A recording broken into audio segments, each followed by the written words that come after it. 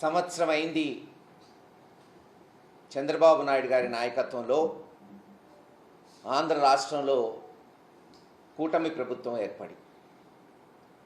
మీరు గమనిస్తే ఈరోజు ఆంధ్ర రాష్ట్ర రాజకీయాలు ఎట్టున్నాయంటే, వాస్తవంగా ఇక్కడ రాజకీయాలు జరగట్లా, అభివృద్ధి జరగట్లా, ఫ్రాక్షనిజం నడుస్తున్నట్టు అందరికీ అర్థమవుతుంది ఆంధ్ర రాష్ట్రంలో. ఒకప్పుడు ఫ్రాక్షనిజం అంటే ఒక గ్రామంలో ఉండేది.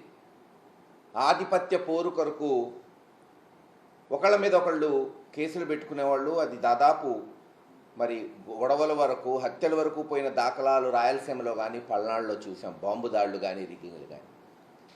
కానీ 2024 సంవత్సరం నుంచి ఆంధ్ర రాష్ట్రంలో ఒక కొత్త రాజకీయం, ఫ్రాక్షన్ రాజకీయం మనం ప్రభుత్వ స్థాయిలో చూస్తున్నాం. గతంలో ఎన్నడూ లేదు. ఆంధ్ర రాష్ట్రం ఏర్పడి బహుశా 1955-56 నుంచి 2024 వరకు సుమారు 69 సంవత్సరాల్లో ప్రభుత్వాలు వచ్చినాయి. పైన ముఖ్యమంత్రులు ఉండేవాళ్ళు, ఎవరి పని వాళ్ళు చేసుకున్నారు, గెలిచారు, ఓడారు. ఎక్కడో గ్రామ లెవెల్లో గొడవలు ఉండేవి. కానీ ఇప్పుడు 2024 నుంచి మీరు గమనిస్తే ప్రతిపక్ష నాయకుడిని అనకదొక్కాలి. ప్రతిపక్ష పార్టీలోని సోషల్ మీడియా వాళ్ళు కావచ్చు, నాయకులు కావచ్చు, ఎమ్మెల్యేలు, మాజీ మంత్రులు, ఎవరైనా, మాజీ ఎంపీలు, లేదు ఇప్పుడున్న ఎంపీలు కావచ్చు, ఎమ్మెల్యేలు కావచ్చు, అక్రమ కేసులు పెట్టడం, అక్రమంగా వాళ్ళని జైళ్ళకు పంపించటం, చివరకు ఐఏఎస్ ఐపీఎస్ని కూడా రిటైర్ అయిన వాళ్ళు కావచ్చు, ఇప్పుడు పనిచేస్తున్న వాళ్ళని సస్పెండ్ చేసి వాళ్ళ మీద కేసులు పెట్టి అనగదొక్కాలి. ఎట్టుందంటే వాళ్ళకు అవకాశం ఇచ్చింది తెలుగుదేశం పార్టీకి, చంద్రబాబు నాయుడు గారికి, లేదు జనసేన బీజేపీకి ఒక అవకాశం ఇచ్చారు జనం. మీరు ఇచ్చిన హామీలు నిలబెట్టుకోండి, ఎవరూ దానికేమో అడ్డం తగలట్లేదు. వైఎస్ఆర్సీపీ పార్టీ కావచ్చు, జగన్మోహన్ రెడ్డి గారు కావచ్చు. ఇంకా చేయమని మేము డిమాండ్ చేస్తున్నాం. బాబు మీరు ఇచ్చిన హామీ నిలబెట్టుకోండి, ప్రజలకి న్యాయం చేయమని అడుగుతున్నాం. అది చేయలేకపోగా జగన్మోహన్ రెడ్డి గారికి మాకు అడ్డం, రేపు మళ్ళీ అధికారంలోకి వస్తాడేమో, సంవత్సరంలోనే ఈ ప్రభుత్వం భ్రష్టు పట్టిపోయింది, అక్కడేమో గ్రాఫ్ పెరిగిపోతుంది, అంతంత మాత్రాన గతంలో వాళ్ళు చెప్పినవన్నీ అబద్ధాలుగా ప్రజలు గమనిస్తున్నారు. మళ్ళీ జగన్మోహన్ రెడ్డి గారు ఈరోజు మీరు చూస్తున్నారు, ఎక్కడికి పోయినా బ్రహ్మరథం పడుతున్నారు. వాస్తవంగా మొన్న తెలుగుదేశం అనుబంధ ఛానల్లోనే చెప్పారు, చంద్రబాబు నాయుడు గారు ఓడిపోతే మళ్ళీ తేరుకోవడానికి, పార్టీని నిలబెట్టడానికి 2-3 సంవత్సరాలు పట్టింది. అక్కడ తెలంగాణలో కేసీఆర్ గారికి 1-2 సంవత్సరాలు పట్టింది. ఇక్కడ జగన్మోహన్ రెడ్డి గారు 2-3 నెలల్లోనే బ్రహ్మాండంగా తిరుగుతున్నాడు, తిరుగుబాటు చేస్తున్నాడు ప్రభుత్వం మీద అని. ఇవన్నీ గమనించి ఎలాగన్నా అనగదొక్కాలి, వైఎస్ఆర్సీపీ పార్టీని, కార్యకర్తల్ని భయపెట్టాలనే కోణంతో అక్రమ కేసులు. ఈరోజు లిక్కర్ కేసు, స్వయాన జగన్మోహన్ రెడ్డి గారి దగ్గర పనిచేసిన ఐఏఎస్ ధనంజయ రెడ్డి గారు కావచ్చు, గత 20-30 సంవత్సరాల నుంచి ఓఎస్డీగా పనిచేస్తున్న కృష్ణమోహన్ రెడ్డి గారిని, అనేక మందిని, రాజశేఖర్ రెడ్డిని, లేదు అనేక మందిని, అసలు ఎట్టి పరిస్థితుల్లో బెవరేజెస్ కార్పొరేషన్ కానీ, లిక్కర్కి కానీ సంబంధం లేని వాళ్ళని, ఆధారాలు లేకుండా కేవలం తీసుకొచ్చి ఇదిగో 3,000 30,000 వాళ్ళకి ఇష్టం వచ్చినట్టు ఒక్కొక్క దగ్గర ఒక్కొక్క మాట్లాడుతున్నారు తెలుగుదేశం నాయకులు. ఒకళ్ళు 3,000 అంటారు, ఒకళ్ళు 13,000 కోట్లు అంటారు, ఇంకొకళ్ళు 16,000 కోట్లు స్కామ్ జరిగింది. ఏదైనా చెప్పచ్చు కదా, అబద్ధం ఆడడానికి దానికి రుజువు ఎందుకు? ఎంతైనా చెప్పచ్చు. అలా చెప్తూ ఓ స్కామ్ జరిగింది, ఇదిగో వీళ్ళని అరెస్ట్ చేస్తున్నాం, వాళ్ళని అరెస్ట్ చేస్తున్నాం, ఒక సిట్ వేసాం, ఆ సిట్లో తెలుగుదేశం మరి కనీసం పచ్చ చొక్కా వేసుకోకర్లా, పోలీసులే తెలుగుదేశానికి పనిచేస్తున్నట్టు ముఖ్యమంత్రి పేషి నుంచి ఇదిగో పలానోడిని అరెస్ట్ చేయి, పలానోడిని అరెస్ట్ చేయి, వాళ్ళని అరెస్ట్ చేయటం, కోర్టులో ప్రొడ్యూస్ చేయటం. చివరికి కోర్టులో కూడా ఏమైనా సాక్ష్యాలు ఉన్నాయని అడిగితే ఇస్తాం, త్వరలో ఇస్తాం, ఎప్పుడు ఇస్తారో తెలీదు. కేవలం ఏంటంటే అరెస్ట్ చేయాలి, ఈ కేసు నిలబడిద్దా, రేపు అసలు ఇది అసలు శిక్షలు పడతాయి, ఏం లేవని వాళ్ళకి తెలుసు, కానీ మేము అరెస్ట్ చేస్తాం అంతే. దేశంలో అంతే కదా, అరెస్ట్ చేసిన తర్వాత ఎవరైనా సరే ఆ ముద్దాయిలు మళ్ళీ రేపు 5 ఏళ్లకో 10 ఏళ్లకో నిర్దోషులుగా తేల్తారు. కానీ ఏం చేయగలుగుతాం, లూపోల్ ఉంది దేశంలో, చట్టంలో.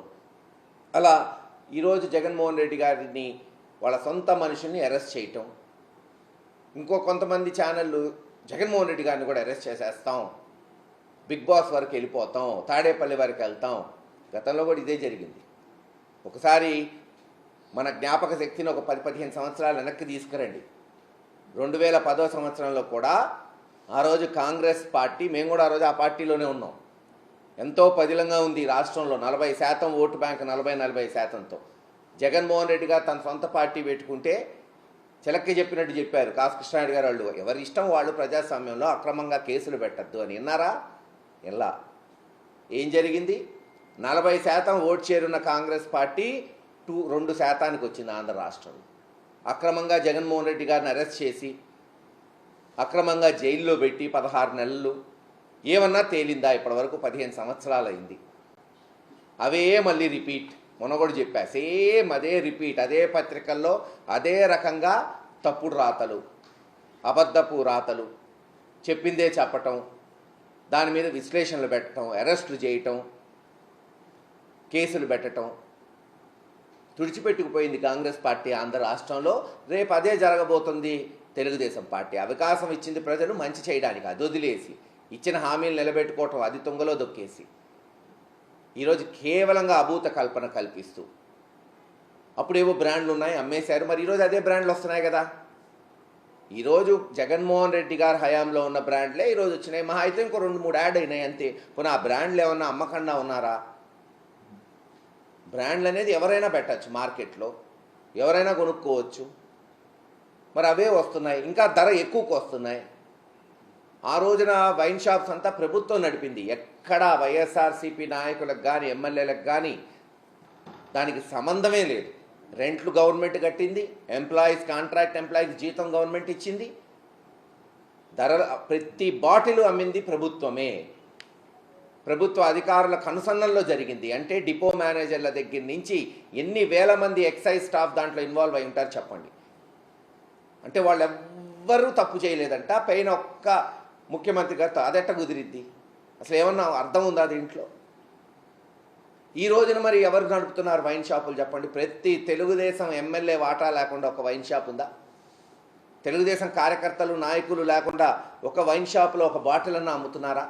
గ్రామాల్లో ప్రతి బెల్ట్ షాపు అమ్మేది తెలుగుదేశం నాయకులు కాదా? మరి రేపు ఎన్ని కేసులు కట్టాలి ఈ రకంగా చూస్తే? ఆలోచించుకోండి. మీరు నేర్పిన పాఠాలే రేపు మీకు గుణపాఠాలు అవుతాయి, ఖచ్చితంగా అవుతాయి. ఎక్కడికి బోరు, అందరం ఇక్కడే ఉంటాం. ఇలా అన్యాయంగా కేసులు పెట్టడం ఎవ్వరూ భయపడేది లేదు. ఇదేమన్నా కొత్త జగన్మోహన్ రెడ్డి గారికి? కొత్తగా ఇవేమన్నా చూస్తున్నాడా? ఎస్, పోరాటాలు చేస్తాం, చట్ట పరిధిలో రేపు కోర్టులో పోయి తేల్చుకుంటాం. మీరు చెప్పిన ఈ కేసులన్నీ నిలబడే కాదని మారుమూల గ్రామంలో ఉన్న ప్రజలు కూడా చెప్తున్నారు. ఈరోజు రాజకీయం ఏముంది? ఈరోజు సోషల్ మీడియా వచ్చిన తర్వాత అరచేతిలో ఉంది రాజకీయం. ఇంట్లో కాదు, ప్రతి ఒక్కళ్ళ అరచేతిలో రాజకీయం తెలిసిపోతుంది. ఎవరైనా సరే, ఆడవారు కావచ్చు, మగవారు కావచ్చు. నిజాలు అందరికీ తెలుస్తున్నాయి. ఖచ్చితంగా జగన్మోహన్ రెడ్డి గారి నాయకత్వంలో ఈ అక్రమ కేసులు ఎదుర్కొంటాం. ఎంతమంది మీద పెట్టినా ఇవే కాదు, ఇంకా ఏవేవో తెస్తున్నారు. అది ఉంది, ఇది ఉంది, సోషల్ మీడియా వాళ్ళకి జీతాలు ఇచ్చారు, ఏది పడితే అది. సరే, అనుబంధ మీడియా ఉంది, పత్రికలు ఉన్నాయి, గతంలో కూడా రాశారు. గెలిచిందా? తెలుగుదేశం 2-3 సార్లు ఓడిపోలేదా? చిత్తుగా ఓడిపోయినాయి కూడా ఉంది. అప్పుడు కూడా ఈ మీడియా చంద్రబాబు నాయుడు గారిని ఎత్తుకుంది. ఒక్క మీడియా వల్ల, రాతల వల్ల, అక్రమ కేసుల వల్ల రాజకీయాలు నడిసే పని అయితే ఎప్పుడు అధికార పక్షమే గెలుస్తూ ఉంటుంది. 83 నుంచి ఈరోజు 2025, అంటే దాదాపు 42 సంవత్సరాల్లో సగం సార్లే తెలుగుదేశం గెలిచింది, సగం సార్లు ప్రతిపక్షం, అది కాంగ్రెస్ పార్టీ కావచ్చు, వైఎస్ఆర్సీపీ పార్టీ కావచ్చు, గెలిచిన దాఖలాలు చూసాం. రేపు ఇదే జరగబోతుంది. 4 సంవత్సరాలు జరగబోయే తర్వాత జరిగే ఎన్నికల్లో అది 3.5 సంవత్సరమా 4 సంవత్సరమా జమిలీ ఎన్నికల అఖండ విజయంతో జగన్మోహన్ రెడ్డి గారు రాబోతున్నారు. ఆ రోజు మీరే గమనించండి. ఈరోజు మీరు అక్రమ కేసులు పెడుతున్నారు, ఆ రోజు సక్రమంగా కేసులు వస్తాయి. వైన్ షాప్ దగ్గర నుంచి పై వరకు ఈ జరిగిన అక్రమాలన్నీ వెలికి తీయాల్సి వస్తుంది. ఈరోజు మీరు అన్యాయంగా ఇరికిస్తున్నారు అధికారులని. రేపు వీళ్ళు ఊరుకుంటారా? మీరు పెడుతున్న ఎవరో ఒక మహిళని బాంబే నుంచి తీసుకొచ్చి కేసు పెడుతున్నారు. రేపు అదే మహిళ వచ్చిద్ది, లేదు గత ప్రభుత్వంలో నన్ను భయపెట్టి కేసులు పెట్టించారని చెప్పిద్ది. ఇంతేగా జరిగేది. అసలు ఆమె ఏంది, ఆమె క్యారెక్టర్ ఏంది, ఆమె ఆమె చేత కంప్లైంట్ ఇప్పించటం ఏంది, ఐపీఎస్ లోపలికి పంపించటం ఏంది? రేపు ఆమె మళ్ళీ చెప్పిద్ది, లేదు గతంలో నా చేత అబద్ధమాడిచ్చారు, ఆ రోజున్న కూటమి ప్రభుత్వం నన్ను బెదిరించి కేసు పెట్టించారని చెప్పింది. అప్పుడు ఏం చేస్తారు? ఆలోచించుకోండి. ఒక్క ఓటు కూడా దీనివల్ల మారేది ఉండదు. ఇంకా ప్రతిపక్షానికి ఏదైతే వైఎస్ఆర్సీపీ పార్టీకి లక్షల ఓట్లు మారుతున్నాయి ఈ సంవత్సరంలో. అయ్యో అనవసరంగా ఈ కూటమి ప్రభుత్వానికి ఓటేసామో, ఇంకా ఎక్కువ ఇస్తా అన్నారు జగన్మోహన్ రెడ్డి గారి కన్నా, ఆశపడ్డాం, ఈరోజు దగా పడుతున్నాం. జగన్మోహన్ రెడ్డి గారు ఉంటే కనీసం ఆ 13,500 అన్నా రైతు భరోసా వచ్చేది, ఆ 15,000 అన్నా అమ్మఒడి వచ్చేది, ఆ ఆసరా వచ్చేది, ఆరోగ్యశ్రీ సక్రమంగా నడిచేది, ఫీజు రీఎంబర్స్మెంట్ పిల్లలకి ఈ సంవత్సరం ఫీజులు కూడా కట్టల, కనీసం స్కాలర్షిప్లు కూడా ఇవ్వాలి ఆ ప్రభుత్వం. అనగదొక్కాలి అనే ఒకే ఒక జపంతో ముందుకు పోతున్నారు. ఖచ్చితంగా వచ్చే కాలంలో క్షేత్రస్థాయికి పోయి పోరాటాలు చేసి ప్రజలకి నిజాలు తేటతలమయ్యేటట్టు చెప్పి, ఎట్టి పరిస్థితుల్లో కోర్టులలో పోరాటాలు చేసి న్యాయస్థానంలో న్యాయం గెలిచేటట్టు చేసి బెయిళ్లు తీసుకొని వచ్చి కూడా పోరాటాలు చేసి మళ్ళీ వైఎస్ఆర్సీపీ పార్టీని గెలిపించుకుంటామని తెలియజేస్తున్నాం.